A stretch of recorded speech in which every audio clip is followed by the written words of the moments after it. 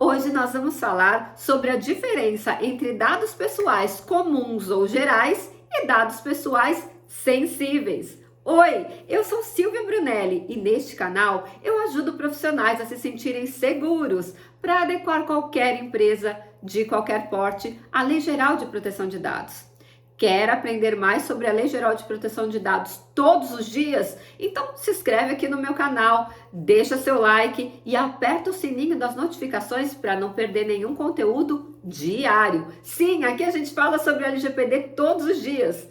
Outra coisa, dia 10 de julho de 2023 vai começar a Maratona de Adequação à LGPD. Serão mais de 25 horas de conteúdo online gratuito, um curso básico completo, teoria e prática, sobre a Lei Geral de Proteção de Dados. Você não pode perder, né? E para se inscrever, o link está aqui na descrição deste vídeo. Fechado? Espero você lá. Serão todos os dias ao vivo, à noite, 19 horas. Fechado?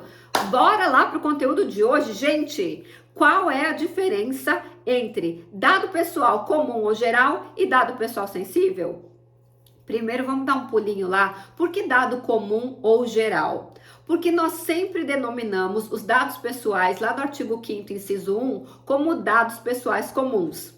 Mas veio a Autoridade Nacional de Proteção de Dados, na última publicação deles, e começaram a chamar os dados pessoais comuns de dados pessoais gerais. Então, hoje eu falo que é comum barra geral, porque algumas pessoas ainda têm o hábito de chamar de comum, que eu acho o correto, e agora nós temos que nos adaptar a essa nova nomenclatura trazida pela ANPD, que são dados pessoais gerais. Então, a gente fala comuns barra gerais. É a mesma coisa, tá bom? Legal. E quais são os dados pessoais comuns barra gerais? São aqueles que estão lá no artigo 5º, inciso 1. Ou seja, o dado pessoal é toda a informação relacionada a uma pessoa natural, identificada ou identificável. Ou seja, se eu consigo identificar uma pessoa direto ou se eu preciso de uma base de dados complementar para poder identificá-la, ela é identificável, isso é um dado pessoal comum barra geral. Detalhe importante, quando você fala em dado pessoal,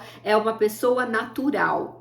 Infelizmente, a LGPD ela tem um gap. Silvia, o que é um gap? Um gap é uma falha. A LGPD esqueceu dos dados dos mortos. Sim, os dados dos mortos são tratados também, tanto quanto os nossos, nós que somos considerados pessoas naturais, ou seja, pessoas que estamos vivas.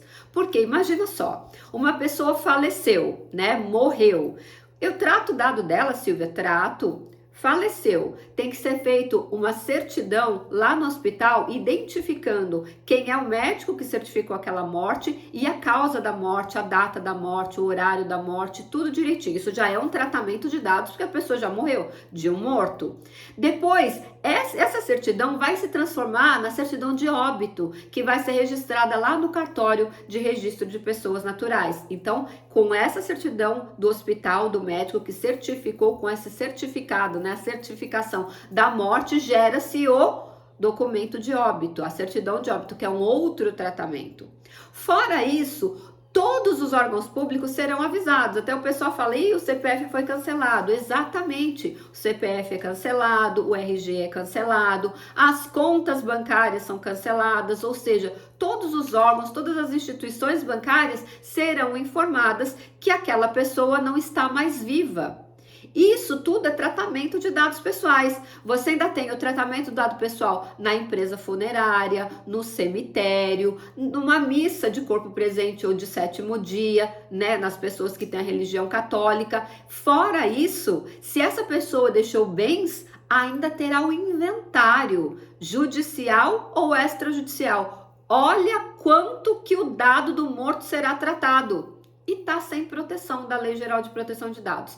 Eu acho que é uma falha da lei, deveria ter sim, porque é um dado que é muito tratado. Ah, mas o morto não tem direito.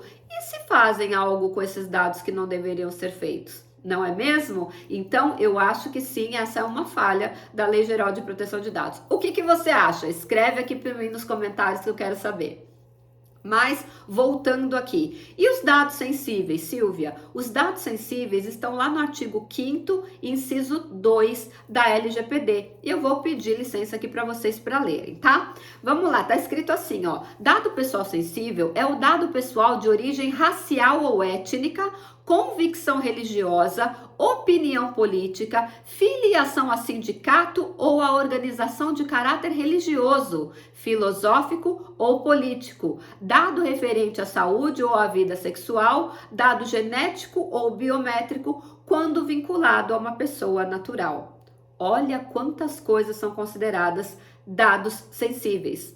O dado sensível é o dado através do qual eu posso ser discriminada ou sofrer bullying em razão do tratamento dele. Inclusive, o princípio da não discriminação está no artigo 6º da LGPD, ou seja, você não pode discriminar uma pessoa quando você trata o dado pessoal dela.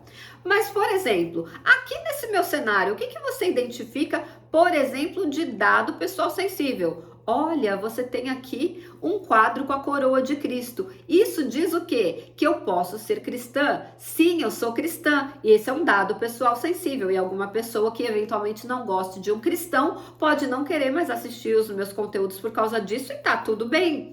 Então, o dado pessoal sensível é aquele dado pelo qual a pessoa pode deixar de gostar de mim, deixar de me seguir, nem querer ouvir o que eu tenho a ensinar por causa da minha informação de um dado sensível, que é uma convicção religiosa. Olha que interessante. Então, toda vez que um dado puder levar a algum tipo de bullying, de discriminação, ele é um dado sensível. No caso aqui, os dados sensíveis, eles são taxativos. Então, a lei determina o que são dados sensíveis. Silvia, então o que são os dados comuns ou gerais? Tudo que não for dado sensível é considerado dado comum ou geral, com a exceção dos dados de crianças e adolescentes que são tratados num capítulo à parte na Lei Geral de Proteção de Dados. Você sabia dessa informação? Muito legal, né? Só que além disso ainda tem dados pessoais diretos, dados pessoais indiretos, mas não vai dar tempo de falar nesse vídeo aqui não. A gente trata disso num outro momento. Por falar em outro momento, nós teremos uma aula com mais de 1 hora só falando sobre isso lá na Maratona de Adequação à LGPD na Prática. Aproveita, se inscreve no link que está aqui abaixo do vídeo e não perde não. É um curso com certificado, é o maior curso de LGPD gratuito da internet, então não perde essa oportunidade.